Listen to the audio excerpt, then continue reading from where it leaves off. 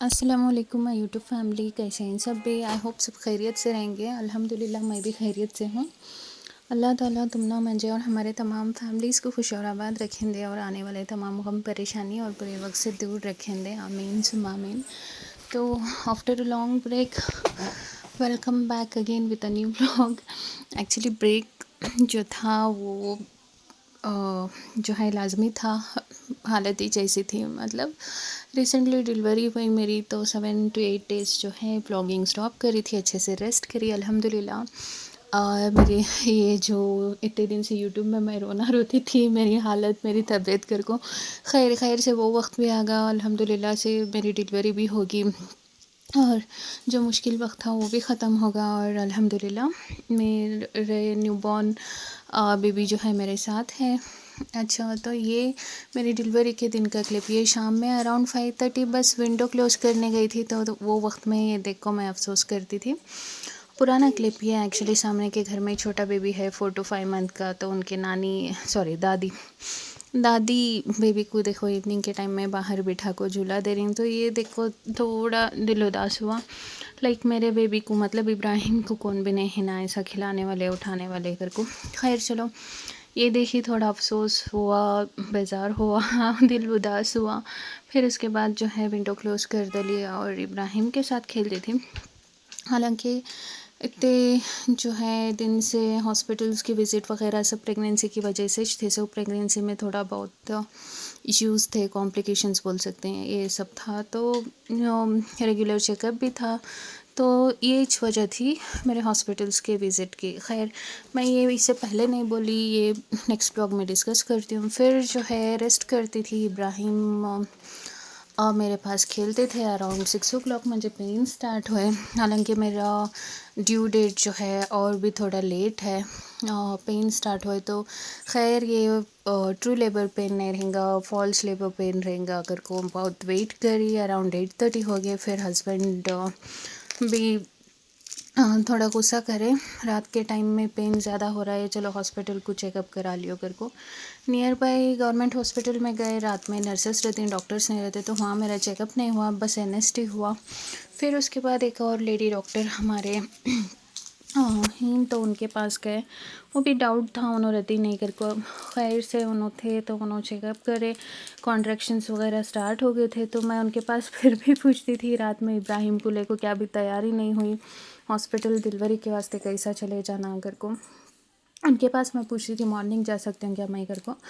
नहीं, हॉस्पिटल में नाइट में रहना तुम्हारा बहुत ज़रूरी, अभी फ़ौरन से निकलो घर को बोले। हालांकि घर से हॉस्पिटल अच्छा खासा दूर है, तो फिर क्या भी समझ में नहीं आया। घर में कुकिंग भी करती थी, जो भी कुक कर रही थी वो नेबर्स को देखो, घर पूरा इतना मेस्ड था। खैर हॉस्पिटल को जो चीज़ा होना था वो पैक कर ले को निकल गई। तो बारिश देख सकती हैं, जैसा निकले वैसा बारिश ज़्यादा हुआ है। मेरे दिमाग में बस एक ही चीज़ चलती थी, मैं ये अब बेड रिडन हो जाती हूँ तो इब्राहिम का क्या, इब्राहिम का क्या, इब्राहिम को किसकी भी आदत नहीं मेरे और उनके अब्बू के सिवा, क्या होता है कैसा होता है। ये वक्त में बस सिर्फ मैं इब्राहिम के बारे में सोचती थी। पूरा रास्ता हस्बैंड को भी बात नहीं करी, 1 से 1.5 आवर की जर्नी रहती है। इतना टेंस थी होने वाले बेबी के बारे में कम, इब्राहिम के बारे में बहुत ज़्यादा सोचती थी। फिर जो है जाते जाते रात 9, 9:30, 10 नहीं 10:30 का टाइम होगा था। तो हस्बैंड ज़रा डिनर कर लियो, मेडिसिन वगैरह देती तो ताकत रहने कर को डिनर कराएं। हालांकि वो खाना खाने नहीं हुआ, बाहर का फूड तो वैसा भी खाने नहीं होता, फिर भी थोड़ा बहुत खाए, तेज़ था। फिर छोड़ दे लिए, फिर हॉस्पिटल आए तो यहाँ भी डॉक्टर्स ये टाइम में नहीं रहते। अराउंड 10:30, 11 डॉक्टर्स तो अवेलेबल नहीं रहते। इमरजेंसी में डॉक्टर्स को बुला थे, मतलब इब्राहिम के टाइम में भी 10:30 को डॉक्टर्स को बुलाया और इमीडिएटली मेरा सी सेक्शन हुआ था एक्चुअली। तो पहला सी सेक्शन, तो दूसरा भी ऑब्वियस सी बात है सी सेक्शन, बिकॉज जल्दी कंसीव होने की वजह से 18 मंथ्स का भी गैप नहीं था, तो अभी भी मेरा सी सेक्शन ईच होता है। गए लेबर रूम को, गए चेकअप वगैरह हुआ, मुझे पेन्स ज़्यादा आने वाला सीन वो सब कुछ भी नहीं था, बिकॉज मेरी नॉर्मल नहीं ना डिलीवरी। तो फिर भी एक लेबर रूम में एक इंजेक्शन लगा, अगर फॉल्स पेन रहा तो एक और वीक हमें प्रोसीड करेंगे, बेबी का वेट कम है कर को। तो वहाँ इंजेक्शन लगाने के बाद मेरे पेन्स जो है 1 आवर के वास्ते बस कम हुए थे। फिर उसके बाद जो है रूम बुक कर लिए थे, तो रूम में थे और डॉक्टर नहीं थे, लेकिन स्टाफ को इन्फॉर्म कर को थे अगर पेन नहीं कम हो रहा तो मिडनाइट में आपको ऑपरेट कर देंगे को। तो मुझे दिल में ये डर था मिडनाइट में नींद में क्या ऑपरेट करती आपको। खैर चलो सुबह तक सहा लेंगे जो भी पेन है जो भी है इस घर को।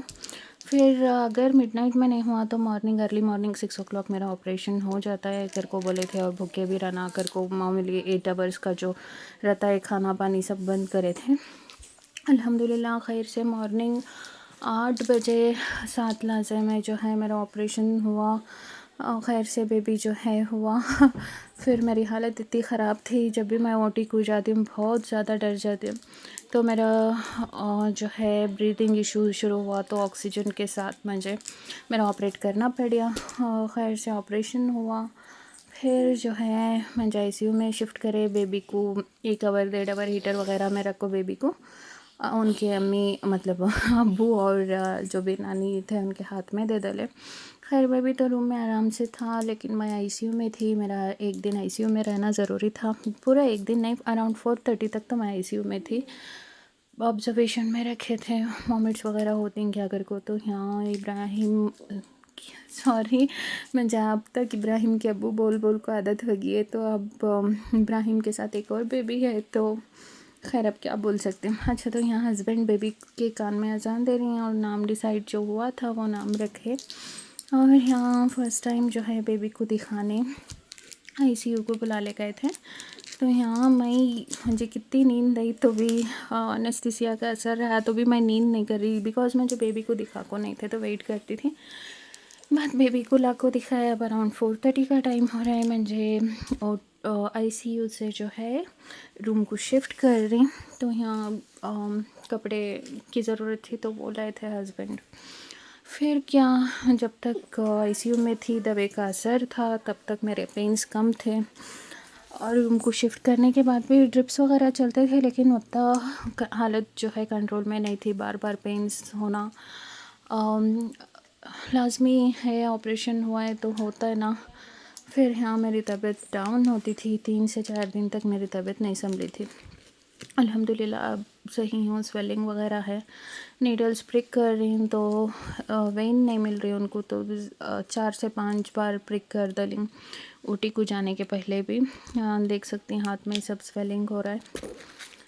तो ये नेक्स्ट 3 दिन, 3rd डे का शायद ये क्लिप, ये 3 दिन तक मैं बेबी को भी नहीं ले को थी, उठ को बैठने की कंडीशन में भी नहीं थी। इस दफ़ा मैं बहुत ज़्यादा जो है डाउन फील करती थी।